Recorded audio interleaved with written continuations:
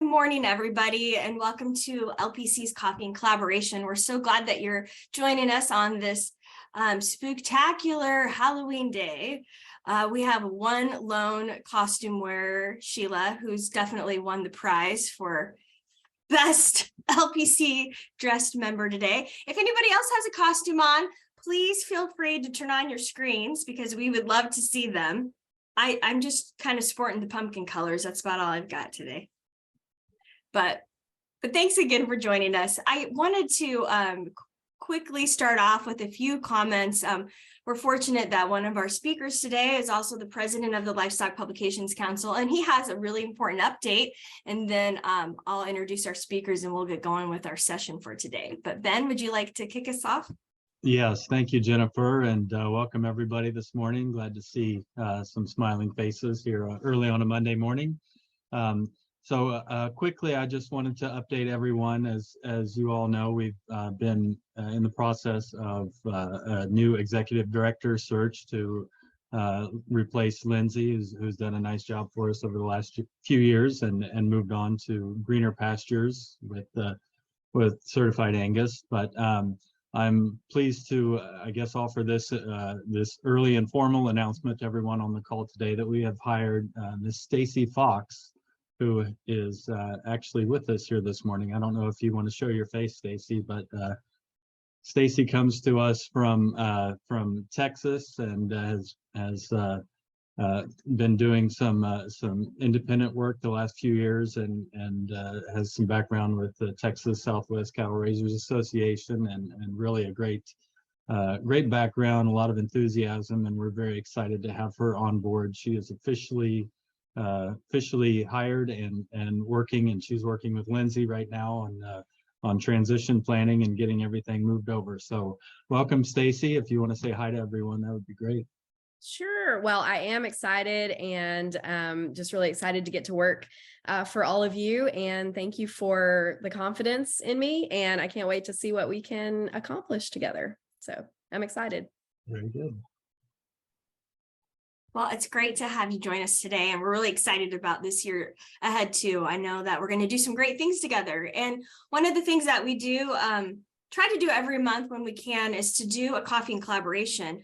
And just to back up, I'm sorry, I didn't introduce myself, but it looks like I know most of you on here. But my name is Jennifer Scheich, and I'm the editor of Farm Journal's Pork. And together with my friend Angie Denton, a past LPC president and member of our education committee, we put together sessions each month where we invite speakers to share a little bit of their expertise in certain areas. So we're always looking for your insight and perspectives on speaker ideas, but also topic ideas. And the topic that we're going to talk about this month is one that some people have requested. And basically, we're going to dig into how do you stay engaged and motivated in your position when there's no ladder to climb? And I think in a lot of our jobs as ag journalists and communicators in agriculture, there aren't always opportunities to really climb up a corporate ladder, so to speak. Some groups have more opportunities than others, but what happens when you basically are at kind of the top already and there's really nowhere to go? How do you keep improving and growing in your profession without kind of those other carrots or goals to reach? And so I asked two friends of mine that I think are super talented, but also have a lot of experience being in kind of those top level jobs where they don't necessarily have a huge ladder to climb, but they've proven to find ways to stay super motivated and put out tons of great work and do a lot of great things regardless. And I think a lot of it stems from the type of people they are, but I hope they'll have some insights and suggestions for us as well. So with that, I'd like to introduce, I think I'll start off with Mindy, because I think, Ben, are you going first? Yeah. Okay. Mindy Ward is the Executive Director of Farm Progress West Group. Mindy, if you want to wave at everybody, she is going to be sharing after Ben. Ben, we'll kick off with you. He's the Executive Director of the United States Animal Health Association, in addition to being the president of LPC. So with that, if you have questions, please feel free to add those to the chat as we go. Our speakers will probably address those more towards the end. We'll make sure that all those questions get asked. But please don't hesitate to ask those in the chat, because we really want this to be a conversation. And even if you have a perspective or thought or idea as we go along, feel free to add that as well. But we'll turn it over to you now, Ben. All right. Let me get shared. Does that look good? All right. Well, thank you, everybody. It's a pleasure to be here again this morning. And as always, I'm pretty used to wearing multiple hats. So this morning fits right in with my daily routine. So yeah, as Jennifer introduced this topic, I think it's one that's interesting, and particularly within our industries, to I guess step back and think about where we're at in our careers, and all the things that go on around us, and certainly, I've had I guess an interesting pathway leading to my current position.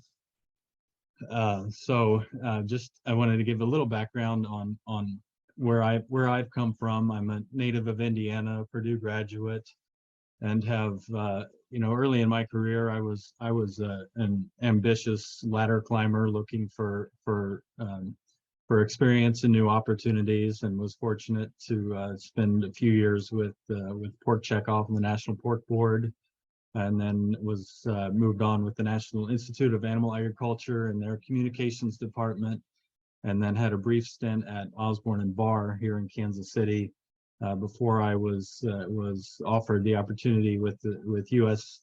Animal Health Association. That I've been here now 16 years. Just recently had my anniversary.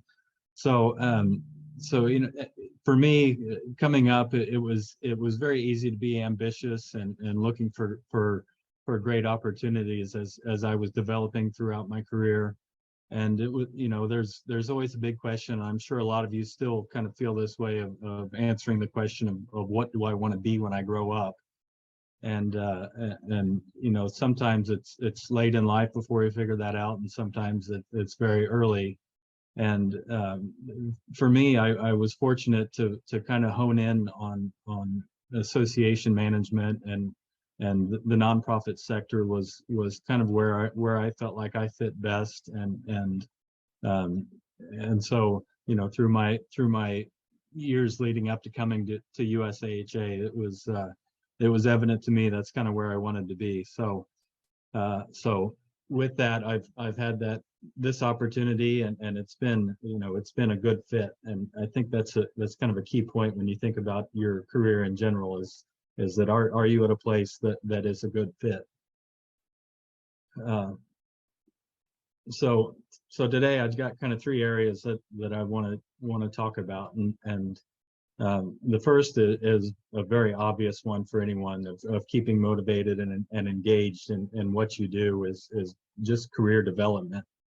So when I took on this job, I certainly did not have the complete skill set that I felt like I needed to be able to master and to do all the things that I need to do. So a lot of my early time in this position, probably the first 5 or 6 years was in sponge mode, and learning a lot of different areas. And certainly within, if any of you are involved in small associations, you can appreciate the type of job responsibilities that you might have anywhere. I had communications background, and certainly that has been extremely useful for me. But also, I needed to polish up on accounting skills. I needed to understand some tax and some law, I guess, associated with associations, and certainly member management and outreach, and then of course there's always technology to be keeping up on. So I think that is the first driver that I look at is what areas within your position do you still have yet to master, and how you go about doing that, through career development, education, and taking classes. There's a lot of opportunities out there, but it's a point of excitement to go out and learn or grow a certain skill set, and then be able to bring that back to your job, and put it into practice. Certainly beyond that, when you're looking at your current position, what other areas could you expand into, whether you think about management opportunities or evolving with the time. Certainly communications is not the type of industry that sits still, so there's always a set of challenges with that, and keeping yourself fresh and educated. And then certainly, I guess, to that end is projecting changes, whether you're in private industry or an association, publications, wherever you're at, is trying to project where your position is heading, where your company is heading, and making sure that you have the skill set to continue to be productive and contributing. And I think that's a big point, that when you're playing a role of a change leader or a thought leader within your industry, or within your company, then certainly that's a very rewarding place to be, and helps to keep your day-to-day work very, very fresh. Oh, the second point, and this is a big one for me, is the environment that you work in. So when I look at my position, and I hope that everyone is as fortunate as I am. So here at USAHA, we've got 2 full-time staff, myself included, and then I report to an executive committee of 7 individuals that are spread out around the country. And really, I work with a lot of veterinarians and a lot of, I guess, high functioning, very busy people. And it's been a wonderful balance for me to be able to serve these folks. They're great thinkers, and really, are very passionate about the work that our association does. So that part makes my job very easy to serve them. But beyond my experiences, thinking about the culture that you work in and the people that are around you, is it a positive environment? Is it something that you enjoy waking up to and going to work every day? The next point is compensation, and certainly as depending on your career stage, the quickest way to get a raise is to change jobs. But for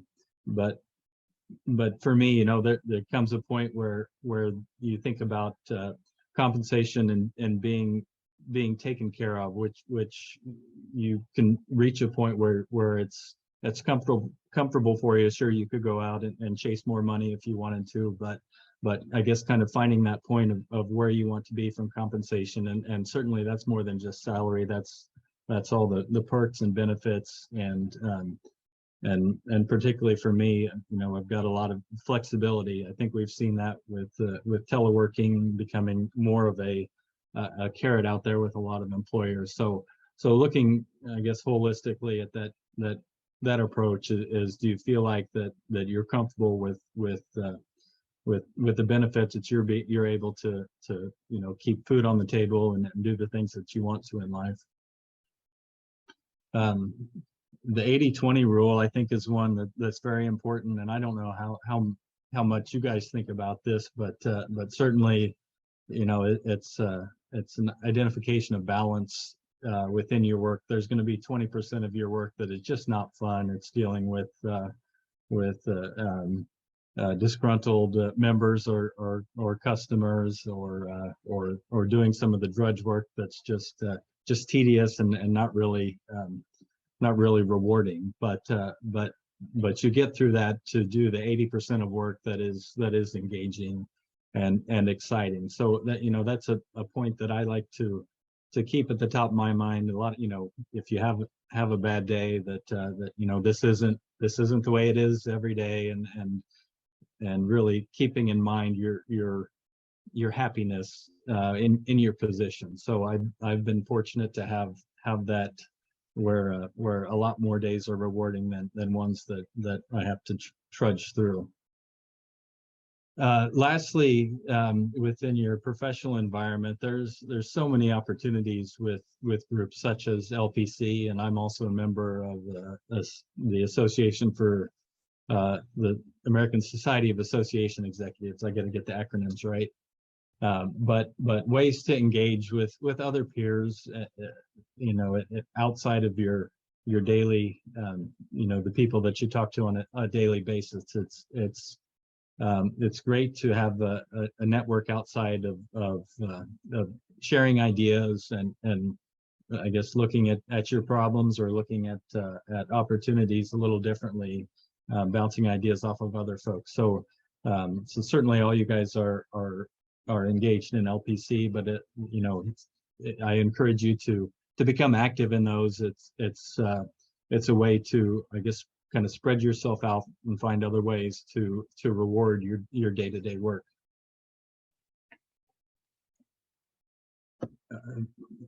And then quickly on the third point that I think is probably the most important is your overall life balance.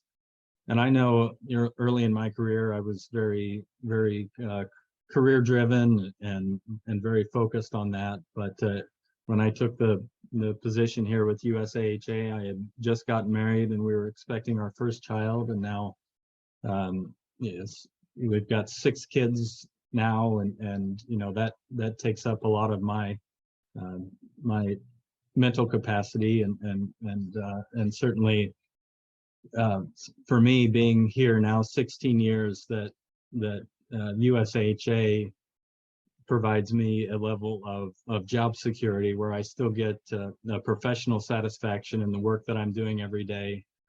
But it's done more, I think, a little with an increased comfort level. I've got more experience. It doesn't, I don't lay awake in bed at night quite as often worrying about things I have to do the next day or big projects coming up. It's just a bit of mental flexibility that it doesn't occupy so much of my bandwidth, that I can focus on my family, on hobbies. I know that hobbies are important for stress relief, and certainly I know a lot of folks have side hustles now. We've got a little farm that we operate, which probably causes the most stress in my life. If any of you have livestock, you can appreciate that. And then certainly been able to be more active in our church and focus more on for me, something important is faith and spirituality, and really whatever that is in your life, that finding that balance, that a position that you're happy with and comfortable with, and it provides that pillar of security, not only financially but still feeding yourself professionally to fit your broad scope of life. So with that, that's kind of my choppy approach and my experience in being in a position for a long time. As I know that where I'm at, that moves would be lateral, but looking at the grand scheme of things, I've been able to find a happiness and overall life satisfaction very much where I'm at with USAHA. So with that, thank you for your time, and I'll turn it back to Jennifer or Mindy. Yep, we can just turn it right over to Mindy. That was so awesome, Ben. I wish I was, well, we are recording it, so I can go back and jot some of it down later. I was trying to type up a few things as you went, because it's tons of great advice, and it's really fun to see your perspective as you've grown in your career. Okay, Mindy, the floor is yours. All right. I will more than likely, you won't see my mug, which is probably perfectly fine, but I will probably, being a wonderful rural community, kill my video so that I can focus a little bit more on, if anybody knows this, it's one of those pick your poison. So I will kill my video. All right. So Ben and I kind of touched a little bit on some of the same things, but you know, I'm one of those of I don't like to stay lonely at the top, and so I try to stay engaged. A little bit of my background, and I won't go into detail because it's a long one, but I graduated at Mizzou with a journalism degree back when it was a thing. I'm super proud of that. I did a short stint in Kansas City with Fleischman Hilliard and on their John Deere accounts, as well as some of their animal health accounts. I say short because my husband and I got married, and his position was in Minnesota, which lent me to go north. And I headed there, and that's where you see the land. And it's a Hey, bi-monthly. Mindy, could you share your screen? I don't mean to interrupt you. It's but- not there? Nope. Oh, well, I thought I did. thought you were maybe showing us a fun picture now. I wasn't. So Okay. you know what? I hit the button and I did not hit the share. Can you There see you it go. now? Thanks. Yep. Well, so if you wanted to see my intro side, because it's really cool and there are people at the top, there you go. So anyway, my background and the land, which is the publication you see here, is a bi-monthly agriculture publication. And I was able to learn a lot about Minnesota agriculture, totally different than Missouri. And so I stayed there for 10 years at the land and in Minnesota. Then my mother was sick, so we came home, freelance for a short term, even with Missouri Ruralist as well as Beef Magazine, but then landed at Missouri Farmer Today. They were launching a publication. Iowa Farmer Today is something some of you may know, as well as Illinois. Missouri came before Illinois, just putting that out there. But Missouri Farmer Today was one that my editor at the land had suggested. So I stayed at that publication until Farm Progress came calling, and they needed an editor in Missouri. Stayed at that position, and then it just kind of got elevated to executive editor of Farm Progress West. And my cohort is on the east side is Holly Spangler, and she manages all of the publications east of the Mississippi, except for Wallace's, and I also have Wisconsin. So like I said, it's been 30 years in the making. I've been in this business, but if you note, I definitely don't have a lot of different jobs. And so I have been one that has managed to stay in positions and like those. At the land, I was a staff writer. At Missouri Farmer Today, I was the staff writer. And then I moved up to editor and then executive editor. If you just wanted to know us, I just thought I'd shove this out there in case you all don't know. And some people were amazed that we actually have two different views of east and a west side, as well as Farm Press is now part of our group. But this is who we are. We have national publications. I was going to tell you, in our structure, we do have staff writers that can move to senior staff writers, that also can move to content directors or editors. And then it's an executive editor, and then there's above me. So there is a process that you can go through, but to be quite honest with you, when I came on, I jumped straight to the content director or the editor of Missouri Ruralist. So there is the possibility of skipping through things and just landing at the top. I give this to you to say, reach your peak faster. For some of you, I've talked to a number of you, and I found it very educational at Ag Media Summit on the concept that you all are doing it all on your own at the top already. And I can understand how that can be stressful and struggle for you. But it's one of those, I think the key is on this is before you accept a role, and you already may be in one and you may be saying this isn't mine, but you need to make sure that the position you're running for it matches your passion. Agriculture is my passion. Writing about agriculture is my passion. Taking photography of agriculture is my passion. Marketing agriculture is not necessarily my passion. Social media is not necessarily my passion. And so you have to know where your passion lies. And I understand sometimes that, your passion and the job roles, they don't always mesh. But if you can start out with the fact of your position is going to match your passion, you will find ways to engage, ways to do better, ways to do it differently, and be excited about your job every day. And so I say, when you go into something, be upfront and honest. I've hired a number of people now in this position, and it is one of those, if you need to ask about what the role is there advancement in the role if you want to get there? And what opportunities are there? Ask about those upfront. And then also, are there multiple tasks or roles for this position? Is it something that, hey, for instance, in my role, I actually do editor of Missouri Ruralist. I manage people, and I also do Husker Harvest Days, which is one of our farm shows. Holly works and well as Willie on the Farm Progress show, and Jennifer Carrico, now that she's in. So, but that I have multiple roles, so that does give me a difference of being engaged, and I've liked that, but I'll share with you a little bit that later. And also, is there training that the company offers that can move you ahead? So even if you're in this position, or you feel like, okay, I'm on that mid-level and I want to get to that top, is there training that offers you to get to that? And I always say the right job will keep you motivated. The wrong job will just get you frustrated. So just make sure that you try to get that position that matches. And if you're not in it, be willing to say, I'm not in it, and I'm going to be willing to look somewhere else. Just because you're at the top doesn't mean that you need to stay at the top there. You can go to the top somewhere else. So I'm not going to run through this one because we kind of use the same, but I only used one word. So to stay engaged, it was to adapt. And Ben had talked about that a little bit, about what your industry is doing. When I started, there was no such thing as a little thumbs up or a, call out box. We were in the 90s. So we were doing well with a Wang computer. But you have to be willing to adapt. And even if you're at the top, you cannot just sit there and say somebody else will do it, or the next generation will come in and do it.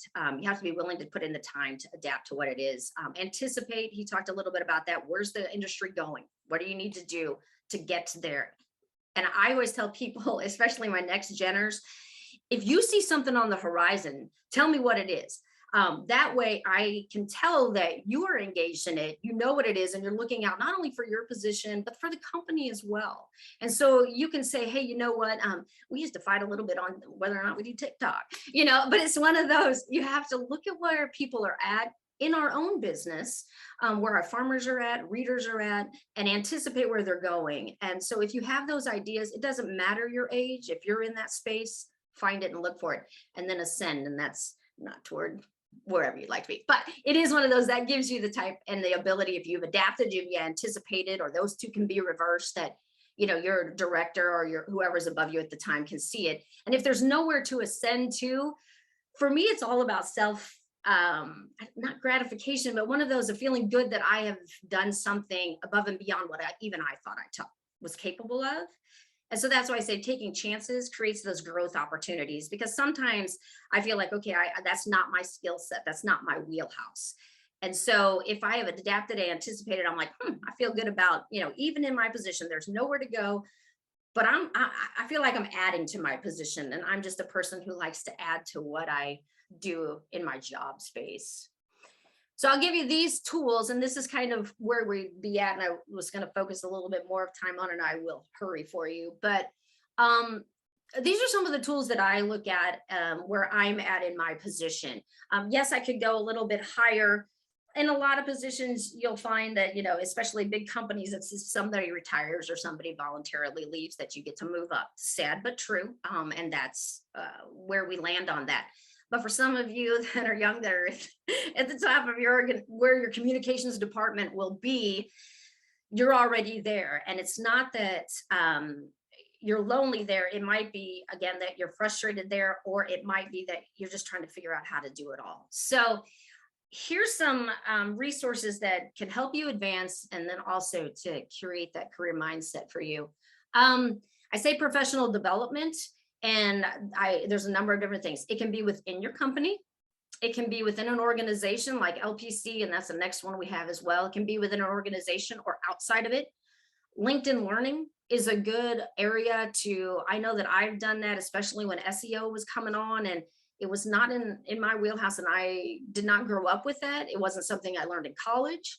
I have used LinkedIn Learning on those. I have just found extra classes outside of it, whether it's on photography or those things, because in our journalism path, we were set on one and we didn't get to do a variety. So it was like you were in newspaper or you were in magazine, and then there was photojournalism broadcast. So I didn't get the crossover. But take that time, and I know it's hard to find, but take the time to look at those different things and try to find, where am I weak at? Or where do I feel like I need help at? and go there. The organization involvement, I say this because that's your engagement. The next 2 or 3 are actually about engagement. And that's where you talk with LPC. Communicators Network is another one that we have that I was a part of. NAMA is another one. There are so many great ones. Even I consider the agribusiness women, or women in agribusiness. Some of those, your farm bureaus. It doesn't matter, but just get involved in an organization to where you have touch points with people, to where you don't feel so lonely as, oh my goodness, I'm doing this all alone. It'll help you. And I think I'll jump down to the mentor aspect and then come back to volunteering. If you can find that mentor, whether it's in that organization or professional development, that can come alongside you, even if you're at the top and you just want to find another mentor at the top, they'll be able to bounce ideas off of each other. And I think that's really important, that even no matter what stage you're in, that you have a mentor or a mentee relationship, and that invigorates you and gets you excited about what you're doing. Volunteering is good for an organization, whether it's in your hometown, your community, an ag, something. And I know it's hard to find time, but for me, that revitalizes me. And reading. I'm a big time management reading book because I don't do it right. So it's one of those, if you read a little bit, that will advance your skill set. Then we come down to create your own career mindset. And this is where I think we find and we trip ourselves up a lot, is when we're at the top, we're always searching for, where do I go next? What do I do next? You know, so-and-so's doing this, and oh my goodness, over here, you know, Successful Farming, they're getting to do X, Y, and Z, or Farm Journal gets to do, you know, A through E. So you've got to try to avoid comparisons. Look at what you're doing in your own space and your job, and say, where do I find my success? And don't look on the outside. And that's why I put benchmark your successes. So it's whether or not for me, sometimes it is just I made a content calendar for a whole entire year, and this year I stuck to it.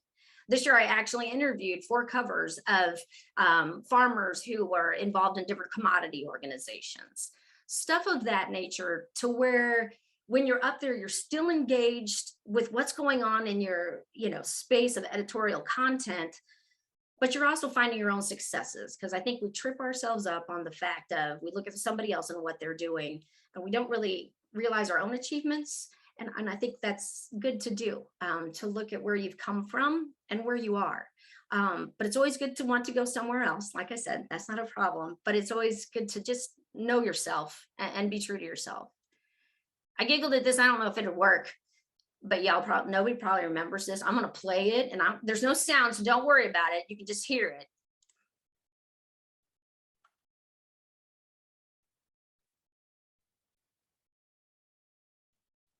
And so this is a clip that is from Far and Away. It's a movie with Tom Hanks. It's in the 90s, so all of you who were born after that have no idea.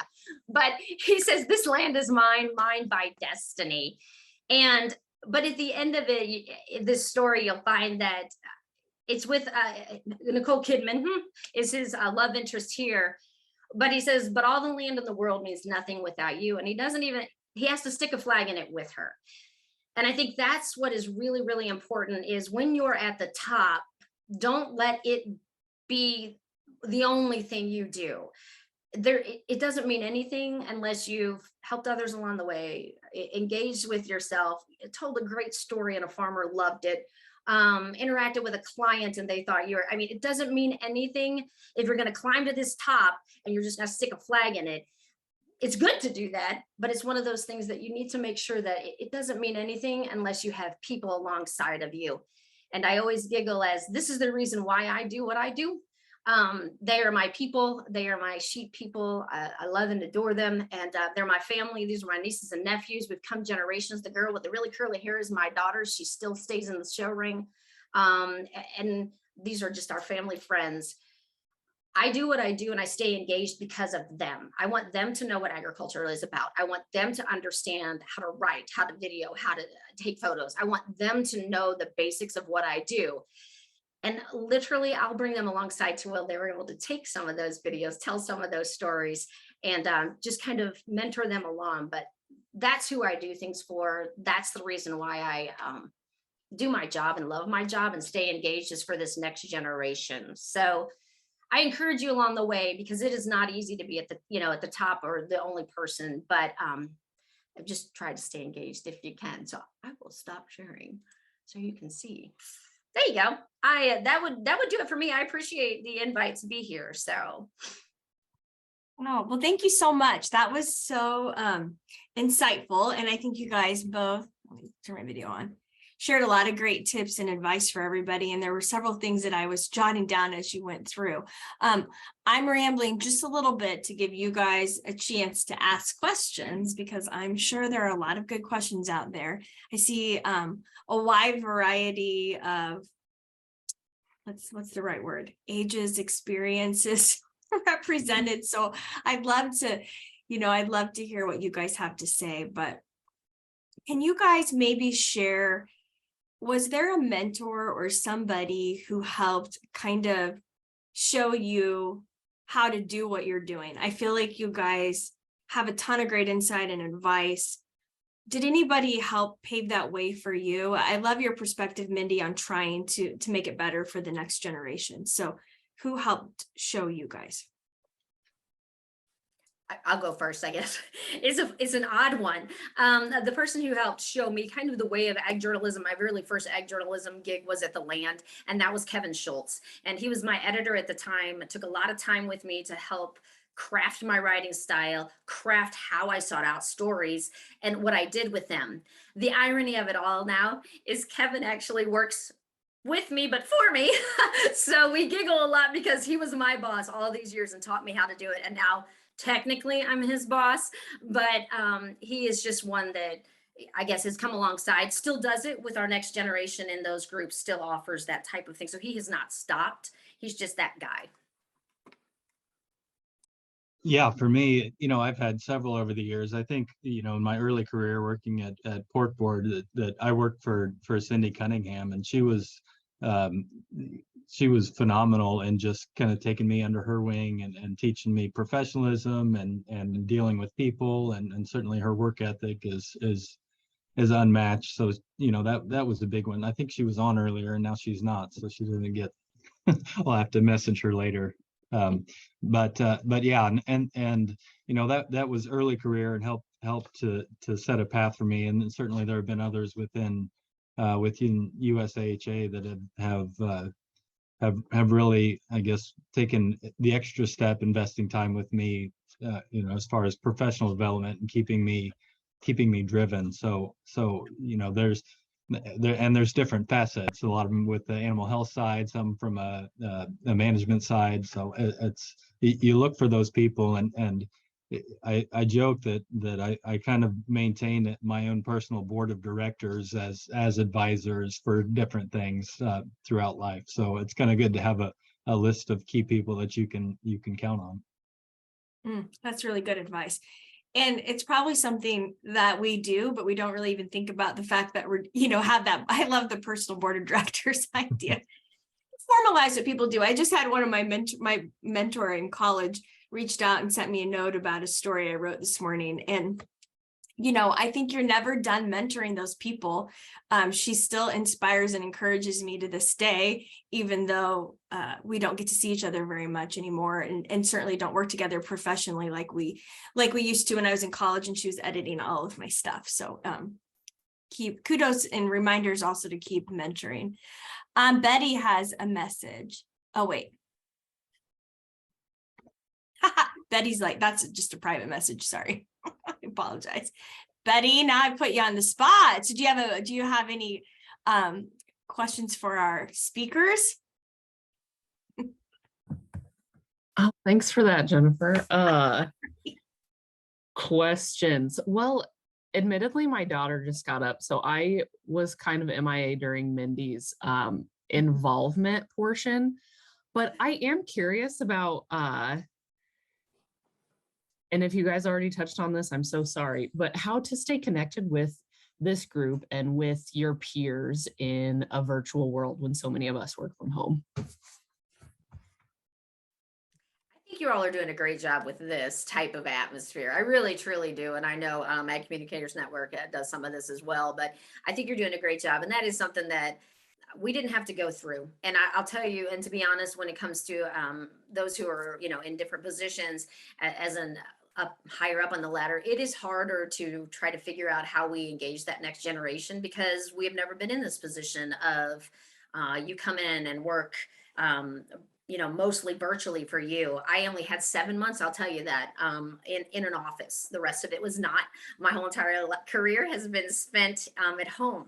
And it takes effort on your part to do it, to get involved and to go out there and take the opportunities like this is what I would say, to get involved and reach out. Please don't be afraid to reach out to people. And I think we all kind of stifle that of, oh, I can't email a Gil Gullickson. Yes, you can. Gil would respond to Successful Farming and not think anything of it. Or Jennifer's like, oh, I can't email those. Yes, you can.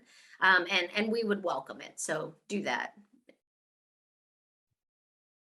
Yeah, I would second that everybody that in this group is a very kind-hearted person, and we are, it's a close-knit organization. They're always happy to help out.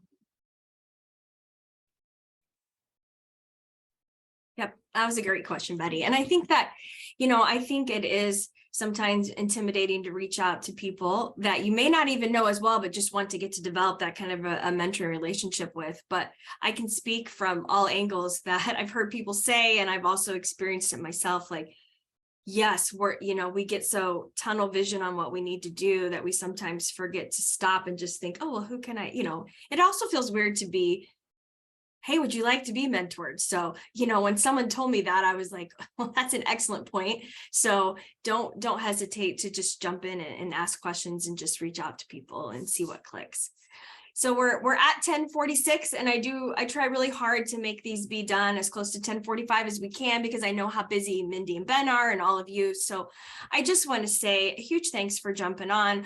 I know that Halloween, it's kind of a crazy day. We weren't sure by moving it to a Monday too if we would lose some of our following, but we're trying to experiment with mixing up the times and dates just a little bit, because we know some people have said, Jennifer, we want to do this, but we're always in a meeting on Wednesdays at 10. That's our regular staff meeting and things like that. So always open to feedback on that. If you have other times that you think, hey, would this time ever work for a call like this? We're open to exploring it. Our goal is to get as many people on the calls as we can. But as a reminder, this is being recorded. So this will be available for you to share with colleagues and friends. And I think there's tons of great information in this one. So please share it widely and share it internally with your group. I think there's things they can benefit from. So with that, thanks again, Mindy and Ben. It was so wonderful to have you guys on. And I wish everybody a happy Halloween. And I hope you get lots of yummy candy today.